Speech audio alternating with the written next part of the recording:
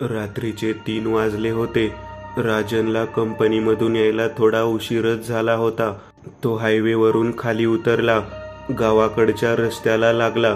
काही अंतरावर गेल्यावर चौक आला. चौकात एक मनुष्य त्याला दिसला. त्याचे केस वाढलेले, त्यात जटा झालेल्या होत्या. त्याचे कपडे अत्यंत मळके आणि तेलकट होते. रस्त्याच्या कडेला बसून तो आधाशासारखा काहीतरी खात होता. खाता खाता तो पदार्थ त्याच्या दाढीच्या केसांना सुद्धा लागत होता. गाडीच्या दिव्याचा प्रकाश त्याच्या चेहऱ्यावर पडला तसा त्याने आपला एक हात आपल्या तोंडासमोर धरला. गाडीच्या उजेडाने त्याला त्रास होत होता. तो वेड्यासारखा बडबड करू लागला. तो भातासारखा काहीतरी पदार्थ खात होता. त्यामध्ये बरीच माती सुद्धा मिसळलेली होती. तरीही तो खात होता. त्याची ही अवस्था पाहून राजनला त्याची दया आली. त्याने त्याच्या डब्यातली एक चपाती जी पेपरमध्ये गुंडाळलेली होती ती बाहेर काढली आणि तिथेच त्याच्या बाजूला ठेवून दिली. तो जवळ आला, पेपरमधून चपाती काढली आणि खाऊ लागला. राजन तिथून निघणारच होता की त्या मनुष्याने आवाज दिला. त्याचा आवाज आता वेड्यासारखा राहिला नव्हता. साहेब, एवढ्या रातचं बाहेर फिरत जाऊ नका. ती या रस्त्याला फिरत असती. पुढल्या चौकात जासाल तर जपून जावा. कोणी बी आवाज दिला तर काय बी बोलू नका आणि मागं न बघता पुढं चालत राहा. तो मनुष्य बोलला. त्याचा गंभीर आवाज ऐकून तो बहुतेक खरंच बोलतो की काय असं राजनला वाटू लागलं. ती म्हणजे कोण? हा मनुष्य काय बोलतोय असे अनेक प्रश्न त्याच्या मनात येऊ लागले आणि त्याला भीती वाटू लागली. तो काही न बोलताच तिथून उठला आणि गाडी स्टार्ट केली. तो या गोष्टीचा विचार करतच होता. थोडं पुढं गेल्यावर तो स्वतःशीच हसला आणि म्हणाला, कोण तो वेडा माणूस आणि तो काय बोलला ते ऐकून आपण घाबरतोय असा विचार करून तो थोडं नर्वसपणे हसला. पण भीती कमी झालीच नाही. 10 मिनिटे गाडी चालवल्यानंतर तो नाल्यावरच्या पुलाजवळ आला. दिवसा इथून तो कित्येक वेळा गेला असेल, पण रात्री तो खालून वाहणारा नाला, तो जुना पूल, ती नाल्याच्या आजूबाजूला उगवलेली झाडी आणि ते निशाचरांचे आवाज, हे सगळं अगदी भयंकर वाटत होतं. पुलावरती आल्यावर त्याची गाडी गुरगुर करू लागली आणि बंद पडली. त्याने 1-2दा किक मारल्या पण चालूच झाली नाही. आता तर तो पॅनिक करायला लागला होता आणि त्या मनुष्याला ती फालतू गोष्ट सांगितली म्हणून मनातल्या मनात शिव्या देऊ लागला होता. तरी त्याने 2 मिनिट शांत राहून स्वतःला सावरलं आणि विचार केला. गाव आता फक्त 1.5 किलोमीटरवर राहिलं होतं, म्हणून गावाच्या वेशीपर्यंत गाडी ढकलूनच नेऊ असा विचार त्याने केला. तशीच गाडी घेऊन तो पायी चालू लागला. पुलाच्या मधोमध आल्यावर त्याच्या लक्षात आलं की सगळीकडे अगदी भयान शांतता पसरली आहे. आधी जे भीतीदायक आवाज त्याला ऐकू येत होते ते सगळे नाहीसे झाले होते. अगदी टाचणी पडली तरी आवाज यावा अशी जी शांतता असते असं म्हणतात तशीच शांतता झाली होती. दोन्ही कान बोट घालून बंद केले असता जसं काहीच ऐकू येत नाही तरी एक प्रकारचा की असा आवाज येतच असतो. आता फक्त तसाच आवाज येत होता. गाडी बंद पडलीये असा एक आवाज अगदी त्याच्या कानामागूनच आला. हा आवाज म्हणजे जणू काही कोणीतरी विवळून बोलत आहे तसा होता आणि नक्कीच हा आवाज एका स्त्रीचा होता. ही स्त्री जी कोणी होती ती त्याच्या अगदी मागेच उभी होती अशी जाणीव त्याला झाली. भीतीने त्याच्या अंगावर काटा उभा राहिला. त्याने मागे वळून पाहिलं नाही. त्याने हिम्मत करून 2 पावलं पुढे टाकली. मागून ती स्त्री विवळतच होती. गाडी वगैरे इथंच सोडून देऊन इथून धूम ठोकावी असा विचार त्याच्या मनात आला. पण भीतीने त्याचे हातपाय चालत नव्हते. त्याला घाम येऊ लागला होता आणि आता इथेच भीतीने चक्कर येऊन तो कोसळतो का काय असं त्याला वाटू लागलं होतं. तरीही धीर न सोडता तसाच तो हळूहळू चालत राहिला. घाबरू नकोस, मागे बघ, मी तुला काहीही करणार नाही. माझी एक इच्छा आहे तेवढी पुरी कर, मग इथून तू जाऊ शकतोस. ती स्त्री तिच्या विभत्सक आवाजात म्हणाली, तरीही तो काही बोलला नाही. भीतीने त्याची बोबडीच वळली होती. तिने खूप वेळा मागे पहा, मला मदत कर असे आवाज मला दिले, तरी त्या मनुष्याने सांगितलेली युक्ती लक्षात ठेवून तो काही न बोलता पुढे चालत राहिला. आता पूल संपायला लागला होता आणि त्या स्त्रीच्या आवाजात एक डिस्परेशन आलं होतं. आता जर तू थांबून माझी मदत केली नाहीस तर जीव घेईन मी तुझा, अशी ती स्त्री मोठ्या आवाजात म्हणाली. हे ती अगदी त्याच्या कानाजवळ बोलली. त्या आवाजाने राजनच्या कानठाळ्या बसल्या. पण आतापर्यंत त्याची खात्री झाली होती की आपण जोवर हिच्याशी बोलणार नाही तोपर्यंत आपण सुरक्षित आहोत. गाडीच्या आरशात पाहण्याच्या त्याच्या सवयीमुळे यावेळी त्याने चुकून गाडीच्या आरशात पाहिलं आणि त्याने किती मोठा मूर्खपणा केला हे त्याच्या लक्षात आलं. आरशातून त्याला ती स्त्री पूर्णपणे दिसली. त्या स्त्रीने हिरवी साडी घातलेली होती. लांबच लांब असे तिचे केस होते. कपाळावर भलं मोठं असं कुंकू तिने लावलेलं होतं. डोळे नव्हते तर फक्त खाचा होत्या आणि तोंडातून काळ्या रंगाचा पदार्थ वाहत होता. हे सगळं खूपच भयंकर होतं. तिचे डोळे म्हणजेच ज्या खाचा होत्या त्या त्याच्या डोळ्यांवर स्थिरावल्या आणि ती विक्षिप्तपणे हसू लागली. तो पुढे चालतच राहिला, पण आता ती त्याच्या मागे आली नाही. एका जागेवर तशीच मागे उभी राहिली आणि हसत राहिली. तो थोडा सावरला, पण अजूनही भीतीने तो हळूच चालत होता. आपल्या समोर एखादा कुत्रा आला आणि तो आपल्याकडे पाहून गुरगुर करत आहे तेव्हा आपण पळण्याचा मूर्खपणा करत नाही, कारण आपल्याला माहिती असतं असं केल्याने तो कुत्रा अंगावर येईल. तसंच त्याला यावेळीही वाटलं. आपण पळालो आणि आपल्या मागे लागली तर आपलं काही खरं नाही. आपण हिच्याशी काही बोललो नाही म्हणजे आपण सुरक्षितच आहोत याची त्याला खात्री होती. तो पुलाच्या दुसऱ्या बाजूवर आला. त्याने आरशात पाहिलं तेव्हा ती स्त्री त्याला तिथे दिसली नाही. त्याने सुटकेचा निश्वास सोडला आणि चालत राहिला. आता गाडी स्टार्ट होत आहे का ते पाहावं असा विचार त्याच्या डोक्यात आला. भीतीने त्याचे हातपाय थरथर कापत होते, तरी त्याने उरली सुरली शक्ती एकवटून गाडीला किक मारली. सुदैवाने गाडी चालू झाली. आणखी 5-10 मिनिटे गाडी चालवत तो गावाच्या जवळ आला. गावची वेस त्याला दिसू लागली. एक दिलासा मिळाला. इतक्यात गाडी पुन्हा बंद पडली. पण आता आपण गावात आलोच आहोत तर भीती वाटायचं काही कारण नाही, म्हणून तो पुन्हा खाली उतरून गाडी ढकलू लागला. कसाबसा गावाच्या वेशीजवळ आला. तिथे गाडी टाकली आणि पळतच घरी गेला. 2 दिवस त्याला भयंकर ताप आला होता. तिसऱ्या दिवशी त्याला बरं वाटू लागलं आणि तो गाडी रिपेअर करण्यासाठी वेशीबाहेरच्या मेकॅनिककडे ती घेऊन आला. गाडीचं काम होईपर्यंत तो मेकॅनिकशी बोलत राहिला. काय रे, इथे पुलावर रात्री अपरात्री येणाऱ्याला काही भीती आहे का? त्याने मेकॅनिकला विचारलं. साहेब, असल्या गोष्टीविषयी बोलायचं नसतं, पण तुम्ही रात्री तिकडून येत जाऊ नका. त्या नाल्यावर हाडळ आहे असं लोक बोलतात आणि रात्री 3-4च्या सुमारास तर लय अपघात होत्यात. आता असल्या गोष्टी सांगितल्या तर लोक भीती दाखवतो, खोटं बोलतो असं म्हणतात, पण ज्याला अनुभव आलाय तो विश्वास ठेवतोच. मेकॅनिक म्हणाला, मला आहे विश्वास. 2 दिवसांपूर्वी मी तिला पुलावर पाहिलं होतं. राजन म्हणाला, साहेब तुम्ही तिला पाहिलं? नशीबवान आहात तुम्ही, वाचले तिच्या तावडीतून. मेकॅनिक म्हणाला, तुम्ही तिने आवाज दिल्यावर मागे वळून पाहिलं नसल. हो, नाही पाहिलं मी. तिने खूप प्रयत्न केला पण मागे नाही पाहिलं, फक्त आरशात पाहिलं. राजन म्हणाला, साहेब लय नशीबवान तुम्ही. हाडळीने डोळ्यात बघितलं की आपल्याविषयी सगळं समजतंय तिला. बरं झालं मागं नाही पाहिलं, तरीच तुम्ही वाचले. लय नशीबवान.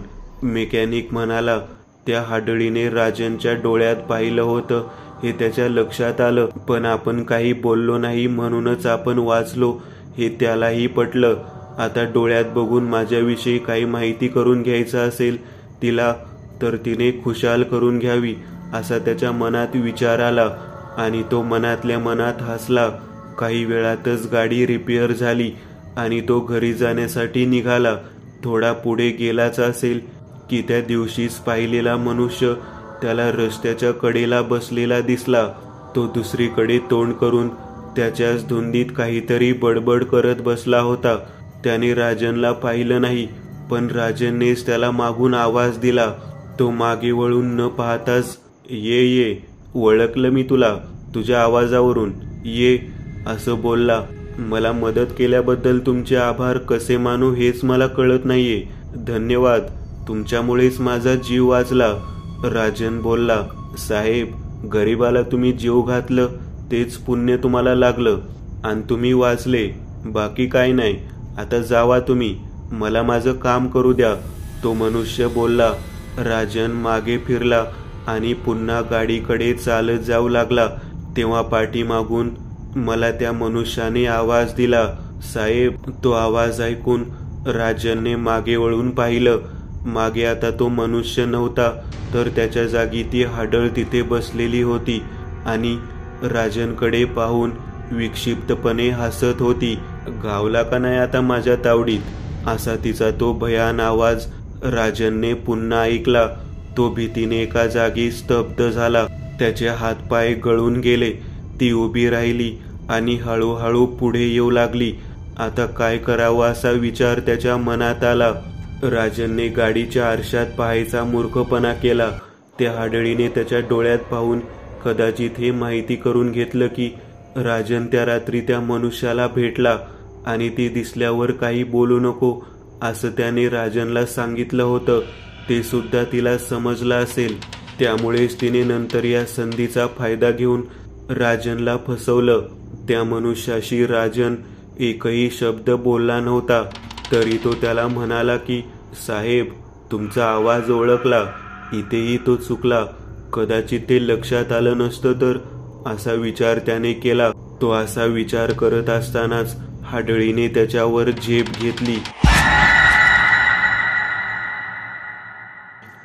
पुढचा अनुभव सुरुवात.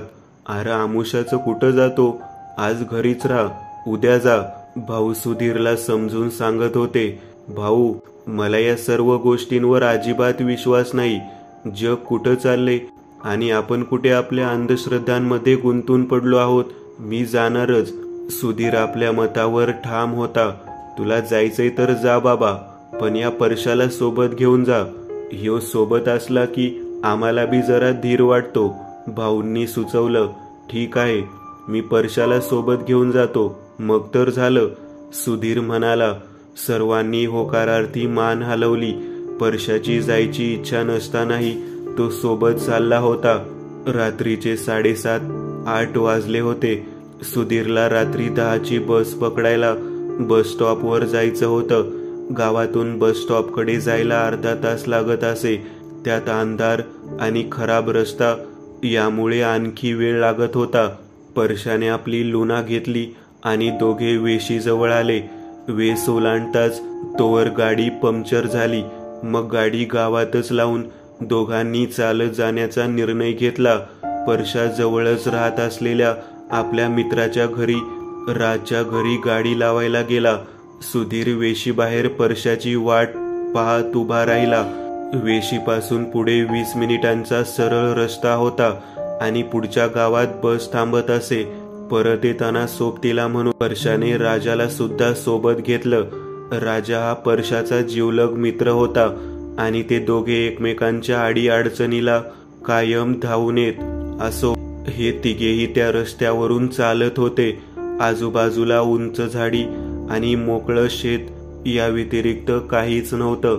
आकाशातील तारे अगदी स्पष्ट आणि सुंदर दिसत होते. अरे परशा, भाऊ एवढे काय विचार करतात रे? आमच्या शहरात आम्ही 1-2 वाजेपर्यंत बाहेर फिरत असतो, आम्हाला काही वाटत नाही.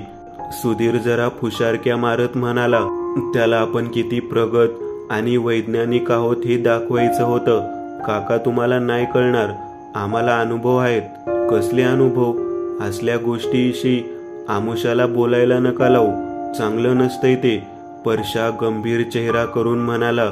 सांगायलाच काही नाही असं बोल की. सुधीर हसला. ह्यो चेष्टेचा विषय नाही. रामा आमच्या गावाचा पैलवान, तो बी असल्या गोष्टींची चेष्टा करायचा. एकदा हिकडनंच चालला होता. वडावरची हाडळ बसली त्याच्या मानावर. 2 कोंबडं चारलं तवा कुठं हाडळीने सोडलं. आता त्यो 7 नंतर बी इकडे येत नाही. परशा सांगू लागला. आणि त्यो नाल्यावरला खवीस बाबो, त्यो तर येडा करून सोडतूया. परशा म्हणाला. आणि त्यो माळरानावरचा वेताळ. आबा बाबा, राजा बोलला. इतकी सारी भूतं. तुमच्या गावात काय भूतांचा पिकनिक स्पॉट आहे की काय? सुधीर बोलला. परशानी राजाला समजलं की याच्याशी वाद घालून काही उपयोग होणार नाही. आपण आपलं शांत चालत राहावं. असाच काही वेळ गेला आणि तिघे बस स्टॉप पाशी पोहोचले. आताशी कुठे 9 वाजले होते. बस यायला अजून 1 तास उशीर होता. तुम्ही दोघे आता घरी जा. इथे 1 तास वेळ वायात जाईल तुमचा. भाऊंना सांगा काळजी घ्यायला. मी पुन्हा उन्हाळ्यात तुम्हाला भेटायला येईन असं सांगा. सुधीर म्हणाला. येईल की बस इतक्यात. थांबतो आम्ही. राजा म्हणाला. पण सुधीरने काही ऐकलं नाही. रात्री उशिरा अनवाणी रस्त्याने मुलांना घरी पाठवणं त्याला बरं वाटलं नाही. म्हणून त्याने त्यांना लवकर घरी पाठवलं. सुधीर बसची वाट पाहत बस स्टॉपवर तसाच बसून राहिला. 10:15 वाजले तरी बस आली नाही. तेव्हा त्याने चौकशी केली. नदीवरच्या जुन्या पुलावर अपघात झाल्याने तो मार्ग पूर्णपणे बंद झाला होता. त्यामुळे आजची 10ची बस रद्द झाली होती. सुधीरजवळ आता काही पर्याय नव्हता. तो परत मागे फिरला. आधीच एवढं अंतर कापून तो दमला होता आणि आता परत त्याला तेवढंच अंतर कापून घरी जावं लागणार होतं. परत येताना सुधीरला परशाने सांगितलेल्या सर्व गोष्टी आठवू लागल्या. वडावरची हाडळ, नाल्यावरला खवीस, वेताळ वगैरे. सुधीर हा या गोष्टींकडे वैज्ञानिक दृष्टीने पाहत असला तरी त्याला कसली तरी भीती वाटू लागली होती. त्याला अचानक आजूबाजूच्या वातावरणामध्ये बदल झालेला वाटू लागला. आधीसारखा मोकळेपणा हवेतून निघून गेला होता. रात्री येणारे निशाचरांचे आवाजही बंद झाले होते. ही एक विचित्र गोष्ट होती. सुधीरने बरंचसं अंतर पार केलं होतं. आता फक्त 10 ते 15 मिनिटांचा रस्ता राहिला होता. सुधीरला आता आपल्याकडे कोणी पाहते आणि आपण एकटे नाही आहोत असं जाणवू लागलं. त्याला एवढ्या शेजारून कुणीतरी निघून गेल्यासारखी जाणीव झाली आणि शेजारच्या शेतातून सळसळ असा आवाज आला. सुधीर स्तब्ध झाला. तो जिथून आवाज आला त्या जागेकडे एकटक पाहू लागला. तो थोडा पुढे गेला. पुढे जाऊन तो त्या ठिकाणी काही दिसतंय का ते पाहू लागला. तो हळूहळू त्या जागेच्या जवळ जाऊ लागला. सुधीरला काही दिसलं नाही. आपण परशाच्या फालतू गोष्टी ऐकल्या आणि आता आपल्याला भास होत आहेत असा विचार त्याने केला. तो थोडासा हसला. हे असं हसू आपल्याला तेव्हा येतं जेव्हा आपण थोडे शॉकमध्ये असतो. टेन्शन रिलीज करण्याची ती मेंदूची एक पद्धत आहे. असो. तो थोडासा हसला आणि मागे फिरला. तोच त्याच्या चेहऱ्यासमोर, त्याच्या एकदम समोरासमोर त्याला एक पांढरा फेकट चेहरा दिसला. तो चेहरा इतका जवळ होता की सुधीर त्या चेहऱ्याच्या अगदी डोळ्यात पाहत होता. डोळे कसले? डोळे म्हणायसारखं तिथं काहीच नव्हतं. फक्त 2 खाचा होत्या. नाक जिथं असायला हवं तिथे फक्त हाड दिसत होतं आणि तीक्ष्ण दात बाहेर काढून तो चेहरा विचित्रपणे हसत होता. चेहरा पाहिल्या सुधीर मोठ्याने ओरडला, पण भीतीने त्याचा आवाजच बाहेर आला नाही. चेहरा पाहून सुधीर तसाच मागे हटला. मागे जात जात त्याचा तोल गेला आणि तो खाली पडला. आता त्याला समोर कोण उभा आहे ते स्पष्ट दिसत होतं. समोर एक विचित्र चेहऱ्याचा नग्न मनुष्य उभा होता. त्याच्या चेहऱ्यासहित त्याचं पूर्ण शरीर हे पांढरं फिकट होतं. त्याचे केस आणि नख वाढलेली होती. एवढ्या त्या नग्न मनुष्याने कुत्री विवळतात तसा आवाज केला. त्याच्या या आवाजाला माळरानातून तसाच प्रतिसाद आला. माळरानावरून तसाच आणखी एक नग्न मनुष्य धावत आला आणि सुधीरच्या समोर उभा राहिला. सुधीर थरथर कापू लागला. भीतीमुळे त्याला काही बोलता येईना. ना तिथून पळ काढता येईना. तो त्याच जागी खिळून राहिला होता. त्याला घाम फुटला होता. तो मोठमोठ्याने श्वास घेऊ लागला. त्याच्या छातीमध्ये दुखायला लागलं आणि भीतीने त्याचं हृदय बंद पडलं आणि तो गतप्राण झाला. दोन्ही नग्न मनुष्य माळरानाच्या दिशेने निघून गेले. सकाळ झाली तेव्हा गावकऱ्यांना सुधीरचा मृतदेह सापडला. पोस्टमॉर्टममध्ये हृदयविकाराच्या झटक्याने निधन असं सिद्ध झालं. 40शीतला एखादा व्यक्ती असा अचानक मृत्युमुखी पडतो याविषयी गावातील वृद्ध व्यक्तींनी हळहळ व्यक्त केली. भाऊंना आणि सुधीरच्या परिवारातील व्यक्तींना शोक अनावर झाला. सर्वजण दुःखात बुडाले होते. सुधीरच्या मृत्यूचं खरं कारण हे कुणालाच समजलं नाही. आपण किती मोठ्या संकटात आहोत याची जाणीव गावकऱ्यांना लवकरच होणार होती. ही तर फक्त सुरुवात होती. पुढचा अनुभव शापित बाहुली. एक मुलगी होती जिला बाहुल्यांशी खेळायला फार आवडत असे. तिच्याजवळ तिच्या रूममध्ये बऱ्याचशा बाहुल्या होत्या. एके दिवशी जेव्हा ती शॉपिंगला गेली होती तेव्हा तिने एक सुंदर बाहुली पाहिली. ही बाहुली आपल्या इतर बाहुल्यांसोबत किती छान दिसेल असा विचार तिने केला. तिला वाटलं आपण ही बाहुली विकत घ्यावी. त्यासाठी आपल्याकडे पुष्कळ पैसे आहेत का याची तिने खात्री केली. या बाहुलीची किंमत किती आहे? तिने काउंटर मागील वृद्ध महिलेला विचारलं. ही बाहुली विकण्यासाठी नाही, ती वृद्ध महिला म्हणाली. पण ही बाहुली किती छान आहे. मुलगी म्हणाली. मला ही हवी आहे. ती वृद्ध महिला आता रागावून म्हणाली. तुला एकदा सांगितलेलं कळत नाही का? ही बाहुली विक्रीसाठी नाही आहे. पण का? मुलगी जोर लावून म्हणाली. ही बाहुली शापित आहे म्हणून. वृद्ध महिला उत्तरली. असं असलं तरी मला ती बाहुली हवी आहे. मला चालेल. मुलगी म्हणाली. मी तुला ही बाहुली विकणार नाही. तुला हवी असेल तर तू ती तशीच घेऊन जा. पण काही बरं वाईट झालं तर त्याला मी जबाबदार राहणार नाही हे लक्षात ठेव. वृद्ध महिला म्हणाली. Thank you thank you. मुलगी म्हणाली आणि बाहुली घेऊन हसत हसत दुकानाच्या बाहेर निघून गेली. ती लहान मुलगी खूप खुश होती. ती पळत पळतच आपल्या घरी गेली. ती जेव्हा आपल्या अपार्टमेंट जवळ आली तेव्हा तिला खाली कोणीच दिसलं नाही. ती लिफ्ट जवळ थांबली आणि लिफ्ट खाली येण्याची वाट पाहू लागली. लिफ्ट खाली आली आणि लिफ्टचं दार उघडलं गेलं. बाहुलीला हातात घट्ट धरून ती मुलगी लिफ्टमध्ये शिरली. लिफ्टचा दरवाजा बंद झाला पण लिफ्ट काही जागची हलली नाही. ती मुलगी घाबरली आणि भीतीने थरथर कापू लागली. अरे माझ्या देवा, हे या शापित बाहुलीमुळे तर होत नसेल. ती स्वतःशीच पुटपुटली. इतक्यात तिच्या हातातली बाहुली हालू लागली. बाहुलीने आपलं तोंड त्या मुलीच्या दिशेने वळवलं. त्या मुलीला ओरडावंसं वाटत होतं पण भीतीने तिचा आवाजच निघत नव्हता. अचानक बाहुलीने डोळे उघडले. ती रागाने मुलीकडे पाहू लागली. नंतर त्या बाहुलीने आपलं तोंड उघडलं आणि बोलली. लिफ्टवर जायचं बटन काय तुझा बाप दाबणार का?